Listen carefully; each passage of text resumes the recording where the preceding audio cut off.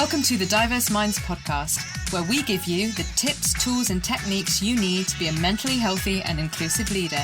Each week, you'll hear about a variety of topics linked to mental health, well-being, and diversity that will enhance both your professional practice and personal well-being. Welcome to the 234th episode of the award-winning Diverse Minds podcast. In last week's episode, I talked about white dominant norms and what they're all about. And in this week's episode, I'm going to be going into further detail about how to identify white dominant norms in the workplace. And speaking of difficult work experiences, have you watched my TEDx talk about the connection between culture, race, and mental health?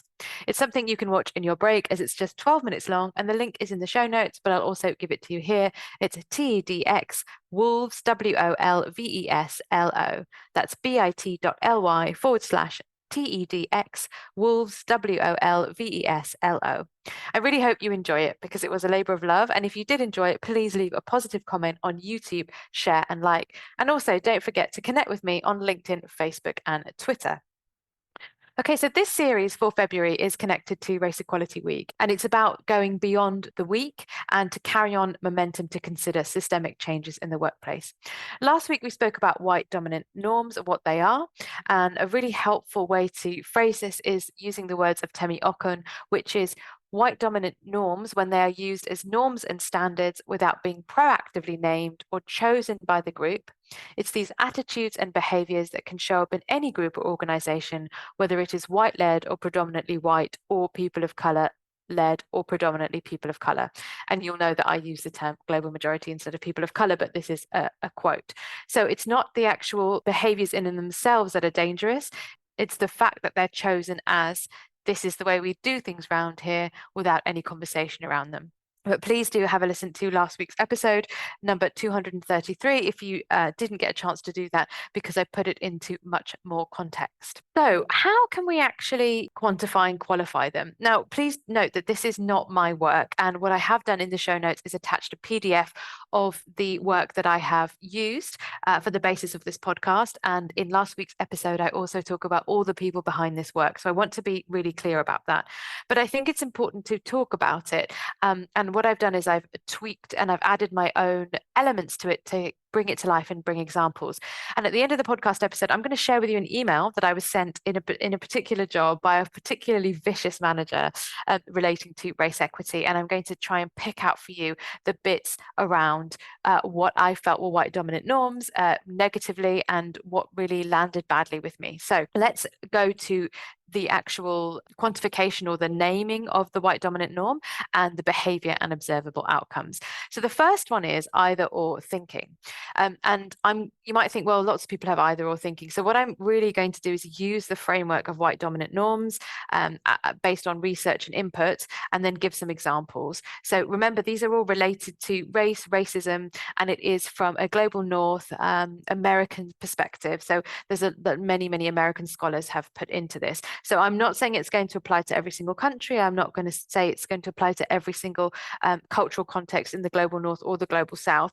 But what it can do is it can give us a framework to start thinking about how particular cultures are chosen and made the norm that can be detrimental to positive race equity work. Okay, so I'll start again. Either or thinking is the first element. So this is about believing people are racist or not racist, good or bad, very binary, this good, bad binary, seeing incidents of inequality as isolated events rather than part of a system that enables everyday racism. So we might see counteracting claims of racism with the plethora of initiatives that are present. Oh, but we have this, we have a staff network, we celebrate Black History Month, for example, but a total lack of understanding of the impact racist incidents have on any individual.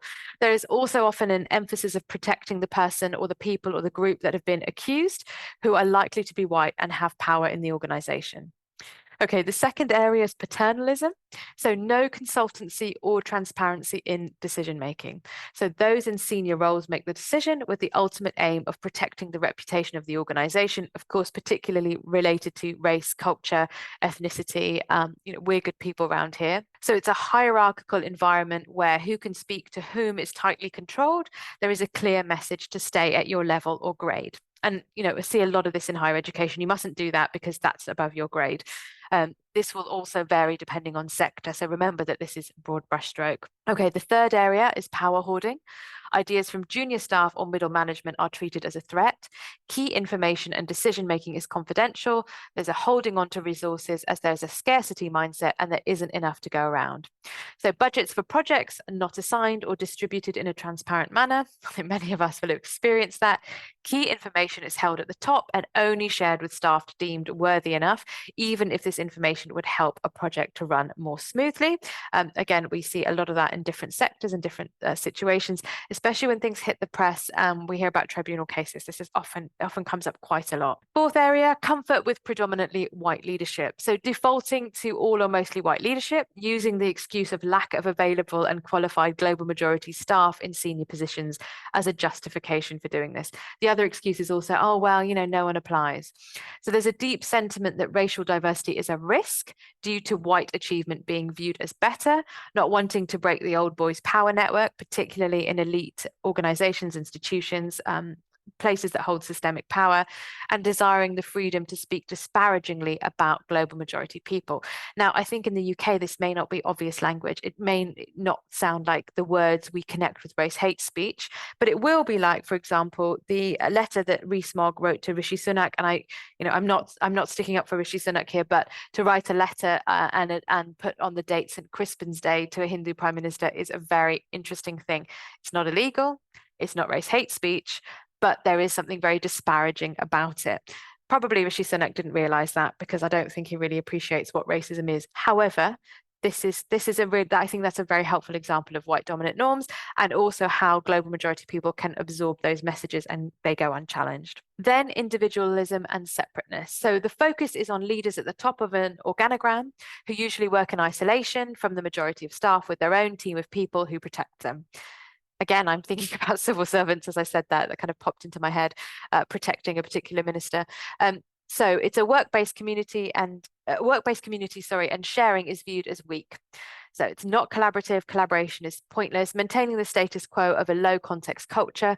So if you want to know more about culture, do check out my podcast episode where I talk about what low and high context culture is, and those who are most important earn that seniority. Fear of open conflict. And I think this is very pertinent in Britain, actually. So there is a real right to comfort and avoiding discomfort at all costs, which we see across all organizations. Politeness is valued over genuine honesty. White fragility goes unchecked and is indeed protected. Those who bring up discomfort for others are scapegoated. Useful feedback is often not provided in a timely manner, resulting in underperformance, lack of growth, and a distorted sense of how work tasks are being performed. Smaller problems left unattended become bigger ones down the road. Language is passive-aggressive and coded, making it extremely difficult to challenge a lack of inaction. The sense that whiteness is rightness, so that anyone challenging is trying to shame the organization, as opposed to improve the working environment. Then we have priorities and timelines that perpetuate white dominant culture. There's a sense of urgency for certain high priority deliverables connected to funding. Community, capacity building, or equity work implementation are given very low importance. And in fact, we've seen they're the first things dropped when there is recession, budget cuts, things get tight. There's no emphasis on strategic, corporate, and social responsibility unless there is a critical negative incident in the press, particularly.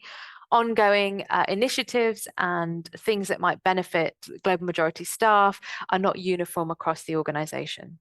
There's also superiority of the written word. If it's not written, it's not valued. So reports and papers must be written in a particular way, but that might not be made explicit. It might be implicit. If it's not written in a particular way, it's seen as incorrect or less intelligent. Superiors are people who are more senior, correct, edit, and change documents to reflect a particular normalized language for the organization. Verbal agreements and discussions are given very little value. If things are not in writing, they didn't happen and can be negated. Transactional relationships, so detached written professional communication for the purpose of completing a transaction or beneficial need to be acknowledged. Reaching out or acknowledging people only when you need something from them or they are part of an accepted white majority network. Then we have defensiveness, so nowhere to air grievances in a supportive, informal environment. Focus is placed on protecting power instead of addressing harms. Naming intention instead of acknowledging impact. Now, when I'm reading that, maybe some of you are thinking, well, this happens for lots of different characteristics and lots of different reasons. And yes, it does. So if you want to check out my episode with Donna Patterson, who took her employers, Morrison's, it's public knowledge, to court and represented herself, there was a lot of that going on in her story, actually. So that was around maternity and gender discrimination. So HR are the gatekeepers deciding what is or isn't racism, despite being white majority with no understanding of racism and its impacts. There's very little knowledge there. Reporting processes are bureaucratic and drawn out, are often exhausting the harmed victim or survivor. Perfectionism. Now, many of you know I'm not a perfectionist, so mistakes are seen as personal, reflecting badly on the person, so the person is seen as a mistake. There's little time for learning or understanding. There is more than one right way to do something. It's a very much a one strike out and you're out approach for global majority staff, whether it's plagiarism, writing a bad report, having a meeting with people above your grade and not telling your manager. White mediocrity. Global majority staff are given extra work and scrutinized, while white staff with fewer years experience and or formal qualifications are promoted. And finally, changing the subject away from the role of race. Limited understanding of how inherent biases and overt, covert, unconscious, subconscious, conscious racism based on race and culture interplay with all aspects of our lives and systems, seeing differences as bad. So you'll know I talk about I don't see color. We were taught that often, weren't we, in the 80s? You don't see color, but how dangerous that is, and seeing that as bad. Perception that talking about biases, prejudices, stereotypes is an attack on a white person or people, and that white people can't handle the conversation, and making sure that, again, going back to that point about comfort and discomfort, changing the subject away from race and race equality. And why do we need to talk about it? So I really hope you're enjoying the content of the podcast and want to keep up to date. Then why not join my bi-monthly newsletter? When you join, you'll receive a copy of my free ebook, The Mentally Healthy Leading Manager. And that link is bit.ly/MHLMEBK21. So there's quite a lot there, quite a lot to process, isn't there? And what I wanted to do is ask you, do these elements sound familiar? Have you seen them at play in the workplace?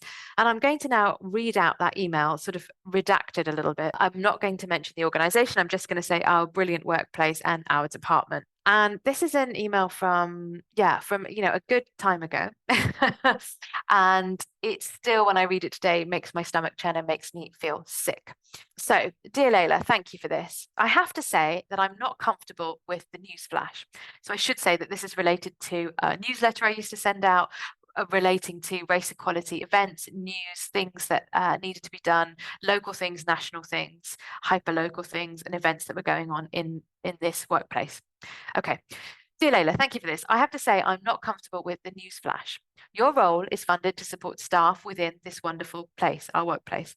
And it is not appropriate for the department to be lobbying on behalf of external individuals, however difficult their position might be. I'm also uneasy about the inclusion of so much coverage of the Stephen Lawrence case and of the Nazi incident. So I'll put a little bit more context into this. There was someone who was being deported quite imminently, deported back to a country that wasn't safe for them. And I put this in the item to say, please sign a petition. Very, very hyper-local case related to a lot of residents. And this was also a time when the Stephen Lawrence case had come back up and the murderers of Stephen Lawrence had actually been convicted. So that was all going on in the press. To me, that's absolutely hyper important. If we think about how that tragic, tragic murder has shaped race equity and race equity work and policy and things in this country, it's vital. And in this particular workplace, there was a Nazi incident. There were people that dressed up as Nazis and went to a party, and it hit the Daily Mail. And actually, you can find that story. It was actually it's a skiing resort. But it involved people from this workplace. And actually, I think we do need to be talking about that. But there you go. So got my wrist slapped for that. The primary target of this newsletter has to be our wonderful workplaces staff and what it would be useful for them to know in their current role. E.g., seminars, research, events, call for papers, etc., followed by information on other events, research in the sector, and any events in the local community, which the petition was about, that our wonderful organisation staff might like to be aware of. Let's talk at a one-to-one in the new year. Once we have a panel related to equality and diversity and a staff member responsible for disability in place, I want to think more broadly about how we communicate all our work across all the protected characteristics with all our constituencies across our wonderful workplace, e.g. BME staff, disabled staff, departmental and personnel administrators. Perhaps at a team meeting in the first place, then at the panel. Really? So I reflect on this and I can see the elements of white dominant norms, white fragility, protectionism, and changing the subject. I'm reading that now and I'm always flabbergasted when I read this email, but what does an equality and diversity panel have to do with a weekly newsletter? What is this whole nonsense about all the other characteristics? It's what is a staff disability advisor got to know with the fact that I'm promoting things about a very relevant case, which is Stephen Lawrence's case. I had put local community events in and this person didn't like it. So it's very, very interesting. There is just so much there. And there is that whole thing about stay within your grade. I didn't tell you to do this. I don't feel comfortable. I'm also uneasy about the inclusion of so much coverage of Stephen Lawrence. Well, good luck to you. Feel uneasy. And this person, actually, I've just finished reading the wonderful Mallory Blackman's autobiography, just saying, highly, highly recommend it. And this person, I remember when Mallory Blackman was children's laureate, it is, isn't it? And she said, oh, Mallory Blackman, I didn't know she was black. And it was almost like, oh, well, I wouldn't have let my children read her books otherwise. It was gross. So there's a lot going on there. And I've sat on that email for a long time thinking, what do I do with this? How do I share it yet not share it? So I think it's a really helpful example of white dominant norms and how toxic they can be. And I remember being in floods of tears when I got that email. I felt so demeaned. I felt so put down. And this is someone who has no knowledge, who is quite new to the equality and diversity world at the time. Their background was very different. And yet they're trying to police me.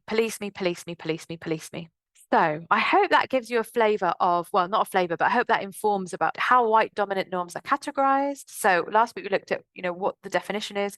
Now it's how they're categorised, the elements within it.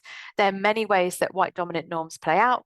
They can seem part of the ways of doing things, but are toxic in the long run. The benefit is a small slice of a workplace community, and white dominant norms create barriers. So they stop people from global majority backgrounds getting into leadership progression, and they continue workplace pain. So I hope you found this interesting. And if you've enjoyed the show, why not leave me a review on Apple, Spotify, or wherever you listen to your podcast from?